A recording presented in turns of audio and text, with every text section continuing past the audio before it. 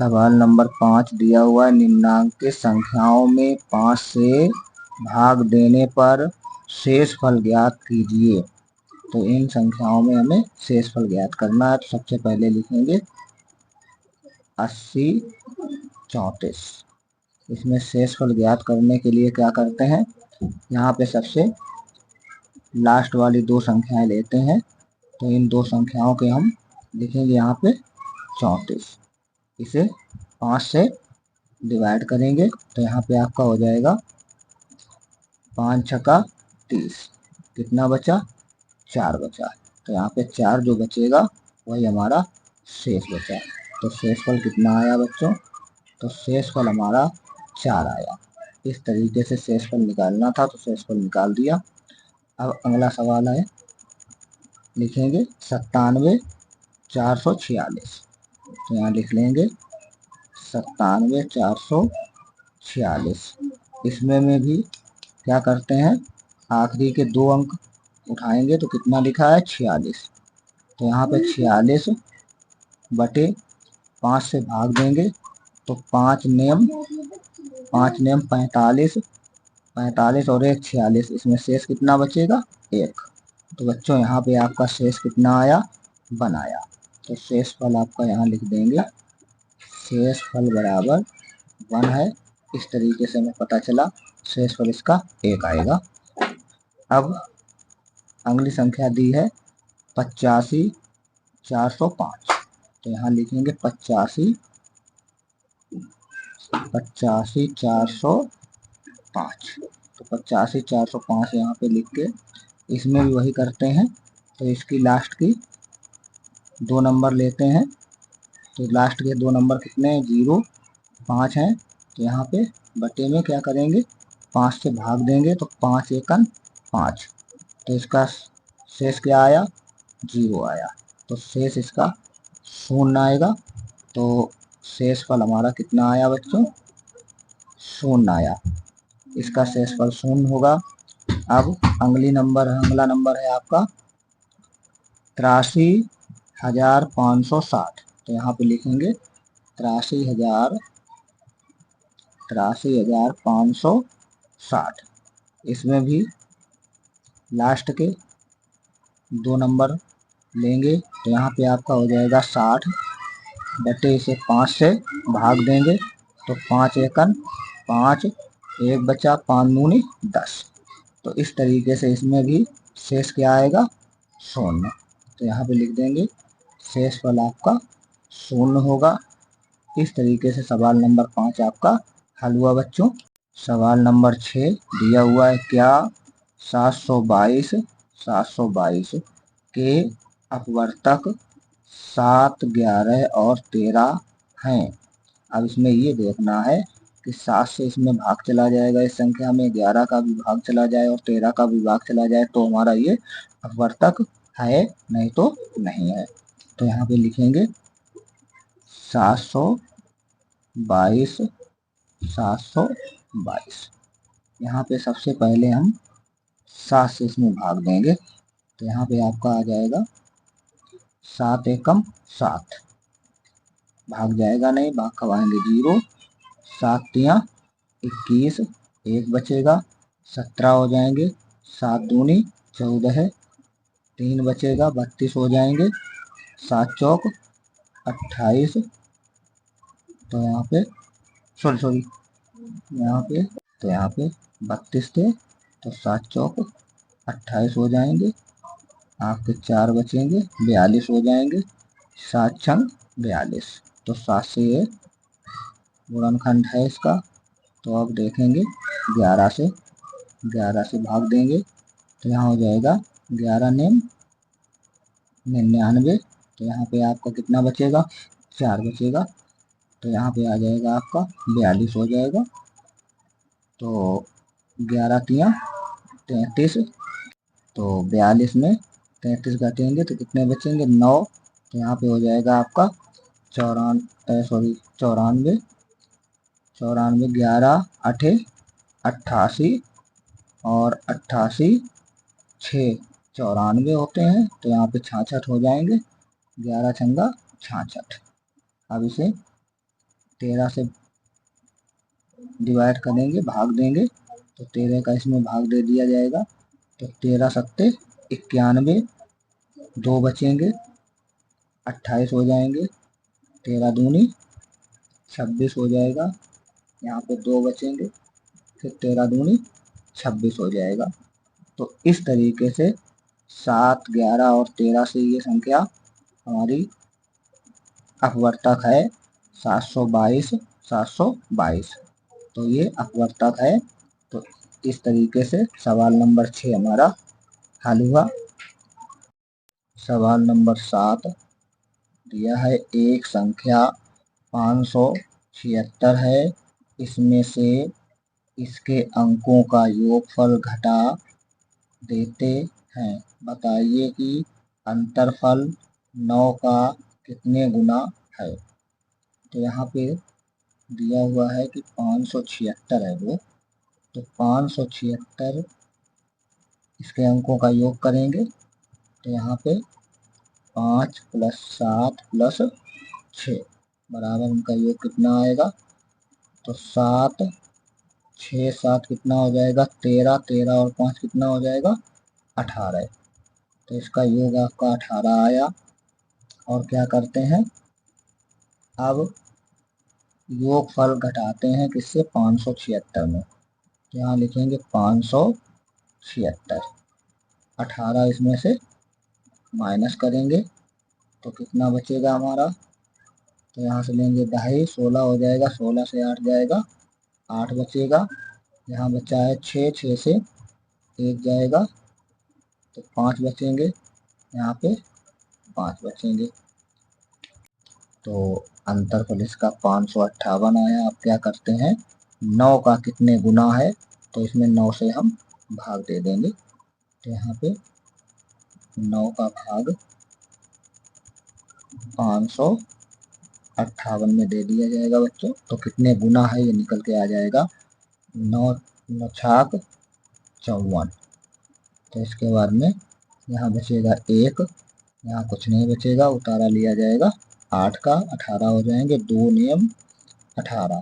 तो यहाँ पे आ जाएगा आपका 9 दूनी 18 हो जाएगा। तो इस तरीके से पूरा पूरा ये डिवाइड हो गया। तो कितने गुना होगा, 62 गुना। तो बच्चों इसे लिख देंगे 62 गुना। तो इस तरीके से सवाल नंबर 7वां हमारा हल हुआ बच्चों। तो सवाल नंबर 8 दिया हुआ है, एक संख्या यक्ष, यहाँ पे हमें भरना है 46 है, जहाँ यक्ष बीजीय अंक है, इसके अंकों को उलटकर प्राप्त होने वाली संख्या को मूल संख्या से घटाने पर 297 प्राप्त होता है, यक्ष का मान ज्ञात कीजिए। तो बच्चों यहाँ पे लिखेंगे, यहाँ पे हमारा लिखा है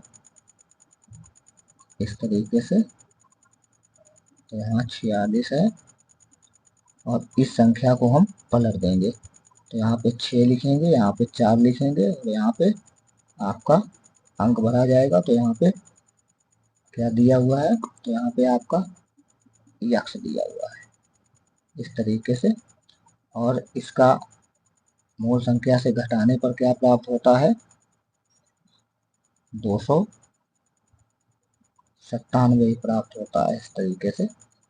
अब इसमें हम क्या, यहाँ पे यक्ष की जगह पे कितना भरना है, तो यक्ष की जगह पे हमें भरना है। तो देखो 6 से कितने घटा दिए जाएं जो 7 आ जाए, तो हम यहाँ से लेंगे 2.5, यहाँ 16 हो जाएंगे, 16 से अगर 9 घटा दें तो 7 बचेंगे। तो यहाँ पे x की जगह कितना भरा जाएगा, 9 भरा जाएगा बच्चों। तो 16 से 9 जाएंगे तो 7 बचेंगे, यहाँ पे बचेगा आपका 3। यहाँ से लेंगे 2.5, तो यहाँ हो जाएगा आपका 13, 13 से 4 जाएगा तो 9 बचेगा। अब यहाँ पे आपका कितना भरेंगे, यहाँ कितना बचा, 8 बचा, 8 से 6 जाएंगे तो 2 बचेंगे। तो यहाँ कितना भरा जाएगा, 9 भरा जाएगा बच्चों। कितना भरा जाएगा x की जगह पे, 9, क्योंकि एक हमने 2.5 भी ली थी, तो 8 की जगह पे एक 9 हो जाएगा। तो इस तरीके से हमारा यक्ष बीजीय व्यंजक की जगह पे कितना भरेंगे, तो यहाँ यक्ष बराबर 9 भरा जाएगा बच्चों। तो इस तरीके से सवाल नंबर 8वां हमारा हल हुआ। सवाल नंबर 9 दिया हुआ है 2 अथवा 5 से विभाज्य 1 से 100 तक के पूर्णांकों का योग होगा। तो का नंबर में दिया है 2550, खा में है 3050, गा नंबर में है 3550, घा नंबर में है 3600। संकेत में दिया है 1 से n तक प्राकृतिक संख्याओं का योग n ब्रैकेट में n+1/2 होता है। तो बच्चों इसे हम हल करते हैं। सबसे पहले 2 से पूर्णांक जो हैं 100 तक वो लिखते हैं। तो यहाँ पे लिखेंगे 2 यानी 4, इसके बाद में तो 2 3 6, 8 10 12 100 तक इस तरीके से लिख लेंगे। इसमें 2 कॉमन लेंगे तो यहाँ हो जाएगा 1 2 3 4 5 6 50 तक इस तरीके से। अब इसमें n बराबर कितना है 50 है और ये प्राकृतिक संख्याएं हैं 1 2 3 4 5 इस तरीके से 50 तक। तो प्राकृतिक संख्याओं में कौन सा फार्मूला लगाएंगे? तो फार्मूला आपका दिया हुआ है, तो यहाँ पे लगाएंगे n+1/2। इस फार्मूले में n का मान रखेंगे। तो यहाँ पे बच्चों 2 हमारा कॉमन में है तो 2 यहाँ ले लिया जाएगा। तो 2 n का मान है 50, फिर n का मान 50 + 1/2, 2 से 2 कैंसिल हो जाएंगे, 50 गुणे 50 और 1 51। इनका क्या करेंगे गुणा कर देंगे। तो यहाँ पे आपका आ जाएगा 0, वैसे ही उतार देंगे। 5 एकन 5 पचम 25, तो 2550 आया। तो हमारी जो 1 से 50 तक पूर्णांक हैं संख्याएं हैं उनका योग कितना आया 2550 आया। अब जो 5 से विभाज्य संख्याएं हैं उनको लिखेंगे। तो 5 से विभाज्य संख्याएं तो 5, इसके बाद में 5 के बाद 10 भी है 5 से विभाज्य, लेकिन 10 नहीं लिखी जाएगी क्योंकि हमने ये पहले नंबर में संख्याएं आ चुकी हैं, इनका योग हो चुका है। तो जैसे 10 हैं 10 20 30 40 50 इस तरीके की संख्याएं ये नहीं लिखेंगे बच्चों। अब यहाँ पे कौन कौन से लिखेंगे बच्चों? 5, तो 10 20 और 30 ऐसी संख्याएं छोड़ देंगे। तो 5 15 25 और इसके बाद में 35 कहाँ तक जाएंगे 95 तक। अब क्या करते हैं 5 इसमें भी, जैसे ऊपर 2 हमने कॉमन लिया था इसी तरीके से 5 इसमें भी कॉमन लेंगे। तो 5 एकन 5 5 3 15 पचम 25 5 7 35 तो यहाँ पे आ जाएगा 19 19 बना 95। तो इस तरीके से अब क्या करते हैं, ये हमारी कैसी संख्याएं हैं? ये विषम संख्याएं हैं। तो इसलिए विषम संख्याओं का फार्मूला होता है n²। अच्छा, इसमें n बराबर कितना है? n बराबर इसमें 10 है। n बराबर 10 नंबर है, इसमें 10 संख्याएं हैं। तो अब यहाँ पे विषम संख्या वाला फार्मूला लगाएंगे। तो विषम संख्या का क्या फार्मूला होता है? n²। तो इस तरीके से अब हमारा यहाँ पे कॉमन कितना है 5, तो यहाँ 5 भी कर लेंगे 5 और इसके बाद में यहाँ पे लिखेंगे 5 गुणे 100 और 10, इसका हो जाएगा स्क्वायर। अब 10 का वर्ग कितना होता है? 100 होता है। तो यहाँ आ जाएगा आपका 5 गुणे 100 बराबर 100 का 5 में गुणा कर देंगे तो ये आ जाएगा आपका 500। अब क्या करते हैं बच्चों, 5 का गुणा 100 में हो जाएगा तो आपके 500 हो जाएंगे। अब ऊपर हमारे कितने दिए गए थे? तो यहाँ पे 2 से विभाज्य संख्याओं का योगफल कितना आया? ये आया है 2550 और 5 से विभाज्य संख्याओं का योगफल कितना आया है, 500 आया है, तो ये दिया हुआ है। तो 2550, 2550 और 500 हम इसमें प्लस कर देंगे, तो हमारा 2 और 5 से विभाज्य संख्याओं का योग फल निकल के आ जाएगा। तो यहाँ आ जाएगा 0, 5 में 0 जुड़ेगा तो 5, 5 5 10 की 0, यहाँ से 1 2 और 1 3। इस तरीके से सवाल नंबर 9 भी हल हुआ बच्चों। तो इसका आंसर कितना आया, 30 50। तो देखते हैं विकल्प नंबर कौन सा सही है हमारा। तो विकल्प गा नंबर वाला विकल्प हमारा, सॉरी खा नंबर वाला विकल्प हमारा सही है बच्चों। इसमें दिया है 30 50। इस तरीके से आपका खा नंबर का विकल्प सही है।